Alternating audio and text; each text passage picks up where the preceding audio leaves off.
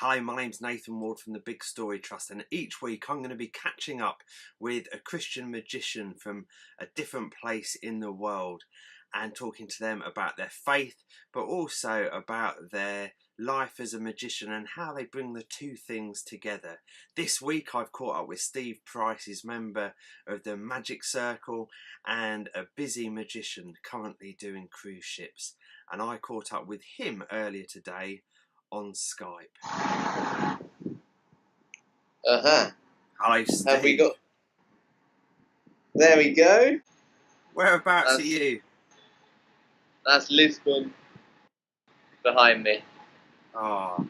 Is it possible, because I'm having to turn my head to the left to see you upright, to turn your... Oh, I can... That's it. That's oh, it. okay. Yeah. That was me assuming phones weren't clever enough. There you go. Thank you for taking the time to catch up with me on Skype. And I just got a few questions, if I can ask you them, Steve. Is that okay? Absolutely fine. You go ahead. So for people that don't know you, Steve, tell us a little bit about yourself and what you get up to. Okay. I'm a full-time magician. I split my time performing in the UK, all over, and around the world, all over, on cruise ships, that kind of thing. Excellent. So is it mainly cabaret that magic you do, or do you do close-up as well? I do close-up as well. I say I do everything except children's parties. So that's a nice way of covering everything. And why don't you do kids' parties, Steve? Because they require a very special type of person who has the patience of a saint, and that's not me. There you go. And how did you get into magic? Oh, I started years and years ago when I was about 10 years old. I had the Ali Bongo Book of Magic. Wow. That's the true story. And I got hooked by the tricks. And I showed them to friends and families, and that was it. I was off. And since then, what have your magical influences been? Well, that's a really good question. The main one would be a magician called Jeffrey Durham. Yeah. His book, Professional Secrets, really covers a lot of great stuff, not just the tricks, but the information that goes along with that, about how to put a show together and how to get applause and how to get an audience to like you. All of that is very, very important. When we first met up, Steve, many years ago now, you was into really big illusions. And that's partly because I think you had a workshop at the school because you was a teacher beforehand, and That's you could build right, yeah. them yourself. Do you still do the big stuff? No, I very quickly realised that although I love big stage illusions, I'm not necessarily good at performing them. I'm a bald man with glasses, and it doesn't necessarily have the same impact that a younger magician with long flowing hair and a smoke machine. It just didn't work. As a performance piece, it wasn't up my street, although I love the thinking and the concepts behind them. I really appreciate watching them, but it's not my skill set. Thank you for sharing that. How did you come to that realisation, and how did you put your passion for the big stuff to one side and come to the realisation that actually you're going to be better off doing other things? Yeah, I think it's a case of realising or appreciating what I'm good at and what I enjoy doing, and even now learning to say no to things. If something's not right, it's okay to turn it down. Now that's a little bit scary if you're self-employed and you've got money at the end of the gig, but I'd rather now stick to what I know I can do and do well. And do you think that maybe is the difference between a professional magician and an amateur magician? That's one of many differences, I think. But to know, they use the phrase to know who you are, to know what you're good at, where your strengths lie, what you can offer to a potential booker or client. And if that's not what you do, then don't chase the money. It's very tempting to, but I think there is a school of thought that says say yes to everything and then learn how to do it. But actually, I think if you want to do things well, then hone what you do and get people to book you for that. Yeah. And you're Christian. You've worked in Yes. churches, but you wouldn't call yourself I do. a gospel magician. You wouldn't call yourself a gospel magician. Help me understand that. Okay. So yeah, I'm a Christian and I'm a magician. So you can put the two together and say I'm a Christian magician. I perform for churches, and sometimes I share my faith, and sometimes I don't.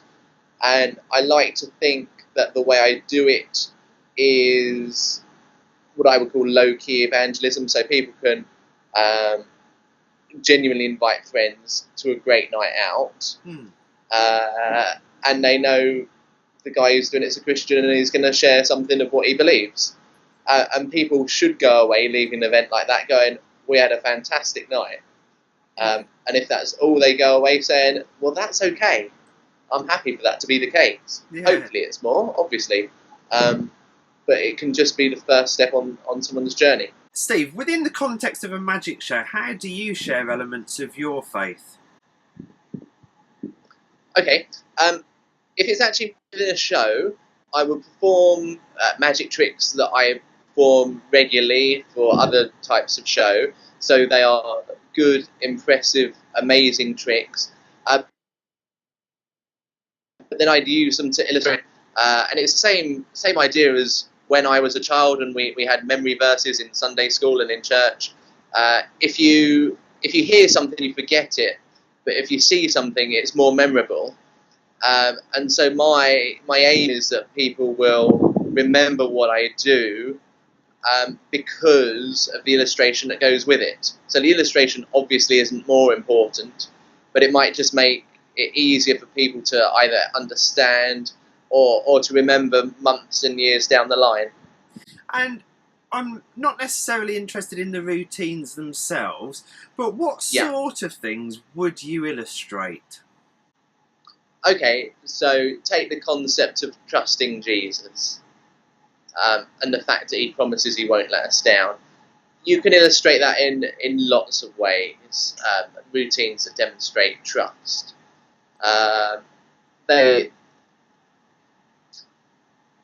In the specific routine that I do, which I don't necessarily need to go into, but I repeat the phrase, we can trust Jesus, he promises he won't let us down, 3 or 4 times. And it's that repetition. It doesn't feel repetitious, but if I put it in that context, then people go, oh yeah. And I think that has, if I say more impact, it's more memorable and people grasp it more than if you just stand at the front of a church congregation and say, trust Jesus, he won't let you down. So I'm just trying to bring that truth to life. Excellent. And gospel magicians can kind of have a bit of a bad reputation. Where do you think that comes from? The honest answer is I think that comes from either performing bad tricks or for performing good tricks badly. I actually feel that the reputation may be deserved or controversial. I think there are very few things, I was thinking about this earlier, where in a church you would let poor quality through. If the band or the organist or the sung worship was awful, you'd probably encourage them to try something else or let someone else have a go. So I think the key question is, why do the tricks? And if there's lots of good reasons for doing tricks, and if you've got a good reason, then I think it's worth investing the same amount of time you would invest in learning to play a song for worship in learning to do a trick for magic. Yeah. I think they're comparable. It would take me a few weeks to learn to play a song up at front of church on a guitar. Yeah. Well, I should spend the same amount of time learning to do a trick. They're comparable. Yeah. Steve, what advice would you give to people that are either starting off doing magic within a church context, or indeed those that have been doing it for a few years? That's a really good question.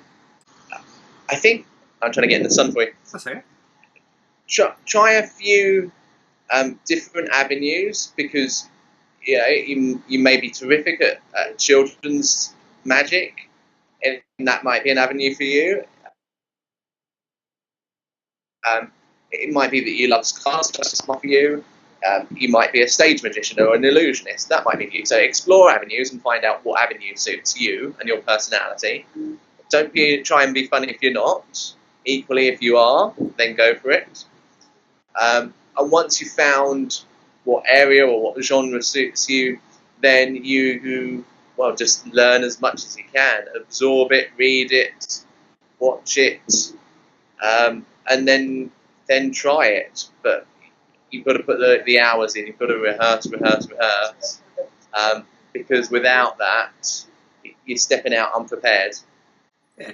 And those that have been around doing it for a few years, what advice would you give them? People who've been around a few years, I think, stop and look around you every now and then, quoting Ferris Bueller. Are you going in the right direction? Are you doing what you want to do? Where do you want to be in 5 years' time? I think it's good to keep asking those questions to make sure that you're on track, going where you want to. It's very easy just to let life continue, but if you can find, purpose, direction, and so on, then it's a helpful way of checking that you're where you want to be and doing what you feel called to do. And do you feel called to do what you're doing at the moment? Yeah. Years ago, when I went full-time, I came up with the mission statement to be a full-time performer and a witness for Christ. I like to think I've successfully been doing that for 12 years. And now I'm on a cruise ship in Lisbon, sailing out in about 10 minutes. I like to think that in this place, I'm being an effective witness for Christ. One final question from me, Steve, before you sail off and lose signal. You're away travelling a lot as a magician. How's that impacted you and your faith? Is it as glamorous as people make out, or is it quite a tough road to be on? It's we're in the social media generation. I'm posting every day what a wonderful time I'm having. Is that lying? No, it's marketing and it's business at the end of the day. But the truth is, it's lonely. You're away from family. It's a choice I've made. And actually, some of the conversations I've had on this cruise within the past, really 2 days, just make me think, God's put me here to meet these people, to share in ways that no one else can. Why? Because, probably I'm the only Christian who they know or who's been able to open up to them. And if that's where God wants me, I will travel the world on the cruise ship to meet these people. Happy days. Thank you ever so much for your time, Steve, and all the best for the rest of your journey. Cheers. Thank you very much. Cheers.